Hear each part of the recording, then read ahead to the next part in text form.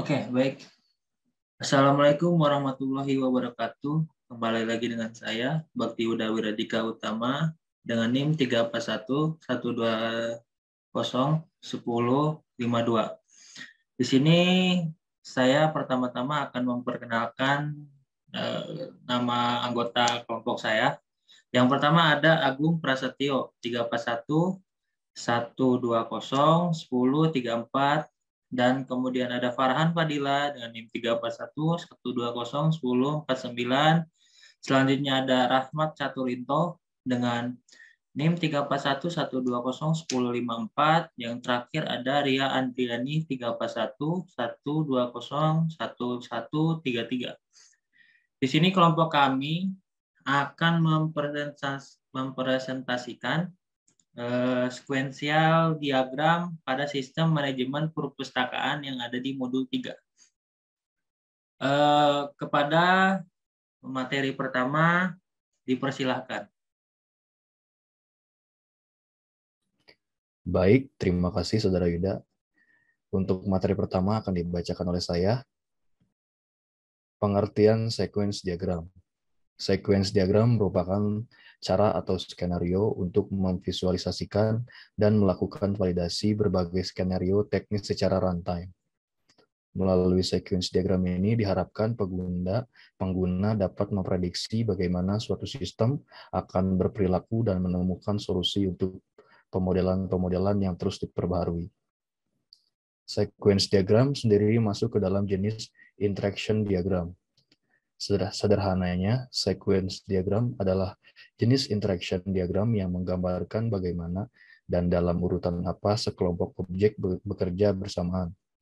Sequence diagram merupakan diagram interaksi yang merinci bagaimana sebuah operasi teknis dilakukan. Sequence diagram bekerja dengan menangkap interaksi antara objek dan konteks kolaborasi. Penggunaan sequence diagram ini dipakai untuk kebutuhan bisnis atau software developer agar bisa mendokumentasikan proses yang ada atau memahami persyaratan sistem yang baru. Sequence diagram juga dapat diartikan sebagai fokus waktu yang menunjukkan urutan interaksi secara visual dengan menggunakan sumbu diagram vertikal untuk mewakili apa dan kapan sebuah pesan terkirim. Sequence diagram memiliki fungsi atau manfaat sebagai pendokumentasi proses dan memahami persyaratan suatu sistem perangkat lunak yang telah diperbaharui. Sequence diagram dapat menjadi referensi yang berguna untuk bisnis karena dapat mewakili detail kasus penggunaan UML. Melakukan pemodelan dengan prosedur logika, fungsi, atau operasi teknis komputasi yang canggih, interaksi antara objek dan komponen dalam penjelasan proses, dan perencanaan serta pemahaman fungsionalitas secara terperinci dari skenario terbaru. Tujuan sequence diagram. Berikut ini merupakan tujuan dari sequence diagram. Yang pertama, menghubungkan rekrutmen kepada tim teknis, karena diagram ini dapat lebih mudah untuk dikolaborasi menjadi model desain. Yang kedua, merupakan diagram yang paling relevan untuk menguraikan model deskripsi use case menjadi spesifikasi desain. Yang ketiga, analisis dan desain memfokuskan pada identifikasi metode di dalam sebuah sistem. Yang keempat, menganalisa, mendesain, dan memfokuskan pada identifikasi sebuah metode yang digunakan sistem. Yang kelima, sequence diagram ini dipakai untuk menjelaskan dan memodelkan use case. Yang keenam, berfungsi untuk memodelkan sebuah logika dari sebuah metode operasi, function, ataupun prosedur. Yang ketujuh, berfungsi untuk memodelkan logika dari service. Lalu, materi berikutnya adalah manfaat sequence diagram. Terdapat beberapa manfaat dari sequence diagram adalah sebagai berikut. Yang pertama, sequence diagram lebih mudah untuk dibuat. Yang kedua, lebih mudah untuk dilakukan pemeliharaan. Yang ketiga, lebih mudah diperbaharui sesuai dengan perubahan di dalam sebuah sistem. Yang keempat, memungkinkan rekayasa mundur atau maju. Yang kelima, digunakan untuk merepresentasikan message flow dari suatu objek ke objek lainnya. Yang keenam, bisa digunakan untuk mengeksplorasi aplikasi atau sistem. Baik, untuk materi berikutnya akan dibacakan oleh Rian. Dipersilakan. Selanjutnya yaitu simbol sequence diagram. Sequence diagram kita bisa melihat gambaran tentang cara atau skenario untuk memvisualisasikan dan melakukan validasi berbagai skenario teknis secara runtime. Gambaran tersebut dibentuk dalam bentuk simbol-simbol seperti berikut. Yang pertama ada activation box, merupakan komponen berbentuk persegi panjang yang merepresentasikan waktu yang dibutuhkan suatu objek untuk menyelesaikan tugas tertentu. Semakin lama waktu yang diperlukan untuk menyelesaikan tugas pada suatu objek, maka komponen ini akan berubah semakin panjang. Yang kedua, aktor, merupakan komponen berbentuk stick figure. Komponen ini bertindak sebagai perwakilan seorang pengguna yang berinteraksi baik di dalam maupun di luar sistem. Yang ketiga, objek, merupakan komponen berbentuk kotak. Komponen ini akan mendemonstrasikan bagaimana sebuah objek akan berperilaku dalam sebuah konteks sistem tertentu. Yang keempat adalah lifelines. Komponen ini berbentuk seperti garis putus-putus. Komponen ini bertugas untuk menunjukkan kejadian berurutan yang terjadi pada sebuah objek selama proses pembuatan grafik berlangsung. Yang kelima, option loop. Komponen ini berbentuk seperti gambar kotak file atau dokumen. Komponen ini bertugas untuk melakukan skenario pemodelan jika keadaan hanya akan terjadi pada kondisi tertentu. Selanjutnya, yang keenam, synchronous message. Komponen ini dibuat dengan simbol panah ke kanan dengan garis panah tebal. Simbol ini nantinya akan memberi isyarat bila pengirim harus menunggu respon pesan sebelum melanjutkan. Yang ketujuh ada reply message. Komponen ini digambarkan dengan simbol panah ke kiri putus-putus yang berarti pesan ini merupakan balasan untuk sebuah panggilan tertentu. Yang kedelapan ada delete message. Komponen ini disimbolkan dengan tanda cakra dan di tengahnya terdapat garis putus-putus. Simbol ini bertugas untuk menghapus sebuah objek. Yang kesembilan, general. Komponen ini merepresentasikan entitas tunggal dalam sebuah sequence diagram yang berupa stereotype atau class instance. Selanjutnya yang 10 ada alternatif, melambangkan pilihan antara dua atau lebih urutan pesan. Untuk mewakili alternatif, gunakan bentuk persegi panjang berlabel dengan garis putus-putus di dalamnya. Yang ke-11 ada entity. Entity merupakan elemen yang memiliki tugas menyimpan data atau informasi dan umumnya berupa objek model atau bins. Yang ke-12 ada message return. Elemen ini bertindak sebagai penggambaran hasil dari pengiriman pesan dan ditunjukkan dengan arah simbol dari kanan ke kiri. Selanjutnya ada materi waktu penggunaan sequence diagram. Yang pertama, pada tahap discovery. Sequence diagram dari use case yang dipilih dibuat oleh business analyst. Yang kedua, pada tahap construction, sistem analis menggunakan use case dan sequence diagram yang dibuat oleh business analyst sebagai input untuk pembuatan technical sequence diagram yang akan ditinjau kembali oleh business analyst. Yang ketiga, pada tahap final verification dan validation. Sequence diagram digunakan untuk merancang tes dari use case skenario.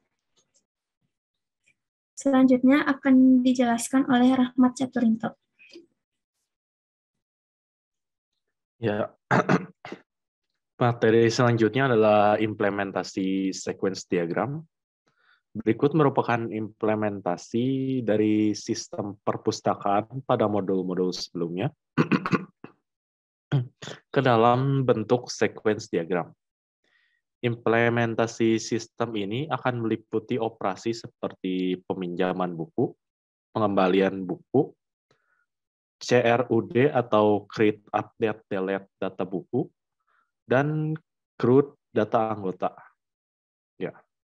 Yang pertama adalah sequence diagram peminjaman. Di sini akan dijelaskan bagaimana alur proses dari peminjaman, mulai dari permintaan peminjaman, pengecekan, dan penerimaan permintaan peminjaman. Dapat dilihat di diagramnya. Di sini terdapat 3 aktor, yaitu anggota, pustakawan 1, dan pustakawan 2. Dari alurnya tersendirinya adalah pertama, anggota mengambil buku dari rak buku dan akan mendapatkan buku yang akan dipinjam. Lalu anggota mengajukan permintaan peminjaman ke pustakawan 1, lalu permintaan tersebut akan divalidasi oleh pustakawan 1.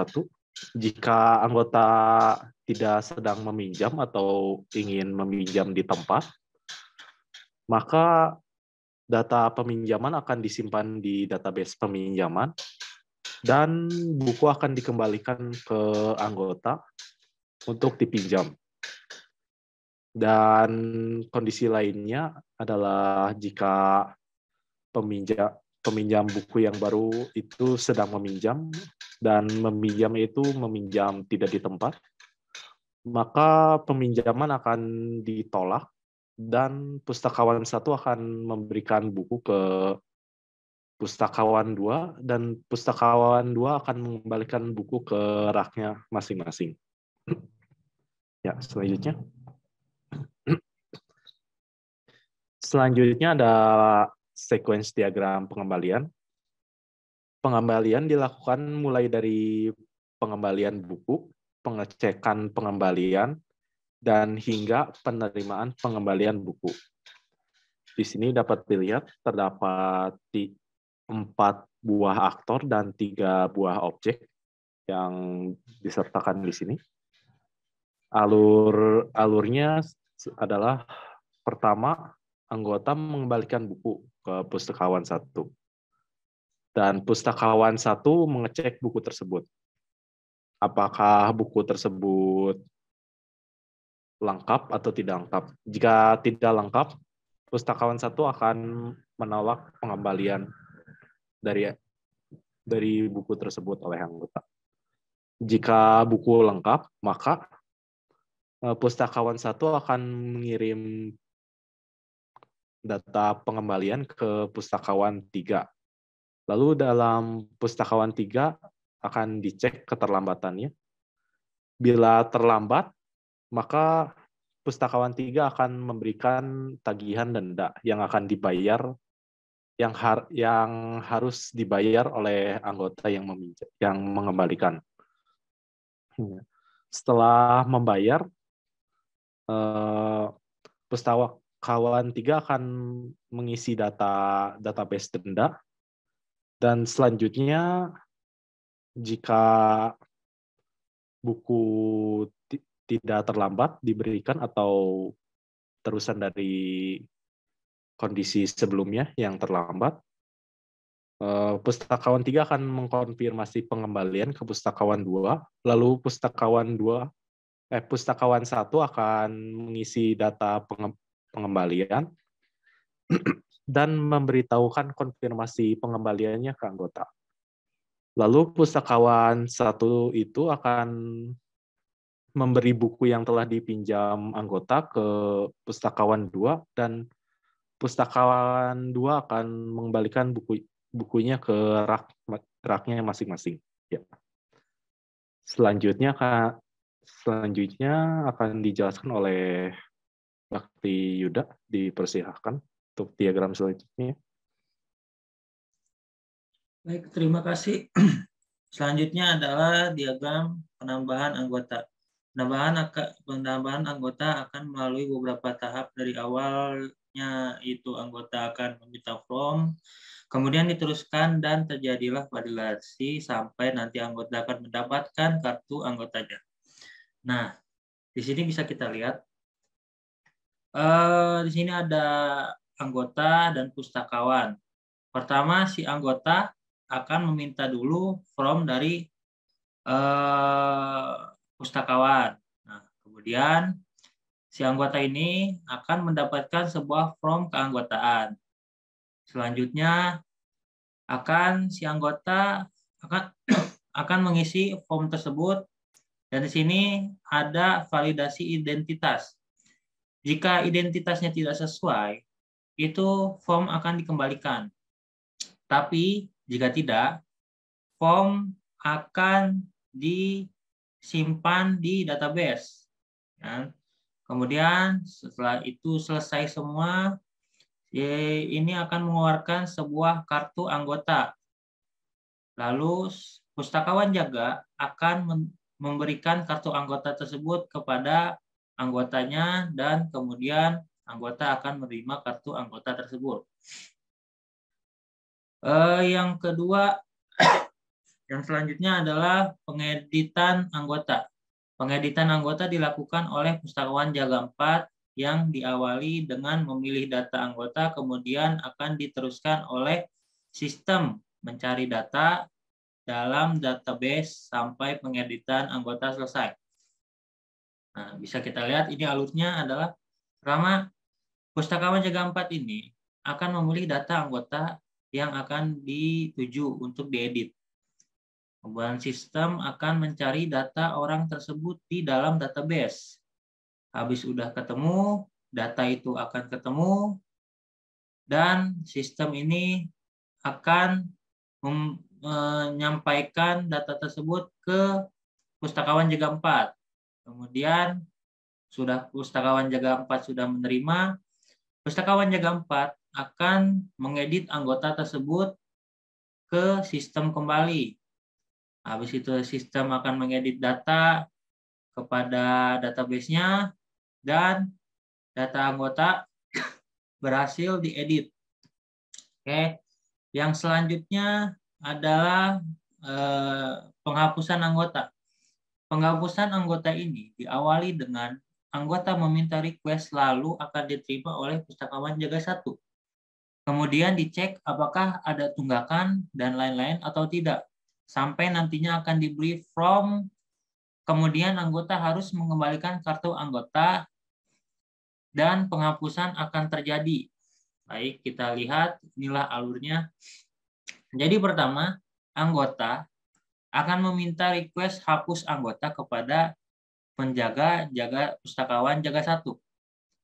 Kemudian pustakawan jaga 1 tersebut akan mengecek tunggakannya, memberitahu pustakawan jaga 4 apakah ini akan ada tunggakan atau tidak. Setelah sudah dicek, ternyata requestannya tidak diterima dan requestan ditolak jika ada tunggakan. Selanjutnya kalau nggak ada, langkah selanjutnya adalah memberikan surat bebas tunggakan dari pustakawan jaga 3 kepada anggota tersebut. Sudah seperti itu, pustakawan jaga 1 ini akan memberikan form kepada anggota untuk diisi kartu penghapusan kartu anggota. Kemudian itu si anggota ini tadi setelah sudah diberitahu akan memberikan kartu anggota-anggotaannya dan mengisi form yang sudah diisi tersebut ke pustakawan jaga 1. Pustakawan jaga 1 ini akan meng-request hapus data kepada pustakawan jaga 4. Selanjutnya, pustakawan jaga 4 akan menghapus data dari anggota tadi yang mau menghapus anggota kepada di database. Habis itu database ini akan mengkonfirmasi apakah ini akan dihapus atau tidak ke pustakawan jaga 4. Selanjutnya, pustakawan jaga 4 pun akan meminta konfirmasi lagi kepada pustakawan jaga 1. Selanjutnya, pustakawan jaga 1 akan mengkonfirmasi lagi permintaannya kepada anggota hingga anggota akan keluar atau dihapus keanggotaannya. Selanjutnya, di sini akan dilanjutkan oleh Saudara Agung Prasetyo, dipersilahkan. Ya, baik. Selanjutnya yang keenam yaitu sequence diagram penambahan buku. Jadi pada diagram penambahan buku ini dilakukan mulai dari pustakawan jaga 4 menambah data buku hingga data buku berhasil ditambah. Nah, untuk diagramnya di sini untuk aktornya ada pustakawan jaga 4 dan untuk objeknya ada 3, yaitu sistem, database, dan display. Pertama-tama pustakawan jaga 4 akan menambah data buku ke sistem. Kemudian jika sistem akan melanjutkan si hasil data buku itu ke database. Kemudian oleh database akan divalidasi datanya, data bukunya. Jika bukunya sudah ada dalam database, maka database akan mengirimkan ke sistem buku sudah ada. Lalu sistem pun akan mengkonfirmasi lagi ke pustakawan jaga 4, yaitu buku sudah ada. Tetapi jika memvalidasi data ini buku belum tersedia di database, maka database akan mengkonfirmasi bahwa buku sudah berhasil ditambah. Lalu display akan menampilkan buku berhasil ditambah ke pustakawan jaga 4. Oke, untuk selanjutnya yaitu sequence diagram pengeditan buku. Pada diagram pengeditan buku ini dilakukan mulai dari pustakawan jaga 4 memilih data buku hingga buku berhasil diedit. Untuk diagramnya yaitu pustakawan jaga 4 pertama-tamanya yaitu memilih data buku pada daftar buku. Kemudian jika sudah dicari buku tersebut, maka data buku dipilih oleh pustakawan jaga 4. Kemudian oleh pustakawan jaga 4 akan diedit data buku tersebut di daftar buku. Kemudian daftar buku akan konfirmasi data buku yang sudah diedit tersebut ke database buku. Kemudian database buku akan mengkonfirmasi kembali ke pustakawan jaga 4 bahwa data buku sudah berhasil diedit. Dan untuk sequence diagram yang terakhir, sequence diagram penghapusan buku, itu pada diagram penghapusan buku ini dilakukan mulai dari pustakawan jaga 4 memilih data buku hingga data buku berhasil dihapus. Nah, di sini pustakawan jaga 4 pertama-tamanya yaitu memilih data buku yang ada di daftar buku. Kemudian daftar buku pustakawan jaga 4 memilih data buku yang sudah dipilih. Kemudian pustakawan jaga 4 akan menghapus data buku tersebut daftar buku, lalu kemudian daftar buku akan konfirmasi bahwa data buku yang ingin dihapus itu ke database buku. Kemudian database buku akan mengkonfirmasi lagi ke pustakawan jaga 4 bahwa buku sudah berhasil dihapus.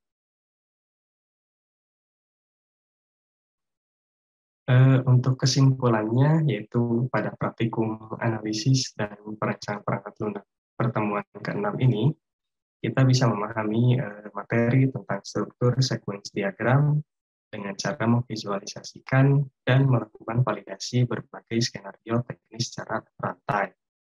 Sederhananya, sequence diagram adalah jenis interaction diagram yang menggambarkan bagaimana dan dalam urutan apa sekelompok objek bekerja bersamaan. Pada diagram interaksi ini, beberapa hal yang merinci bagaimana sebuah operasi teknis dilakukan sesuai prosedur yang tersedia.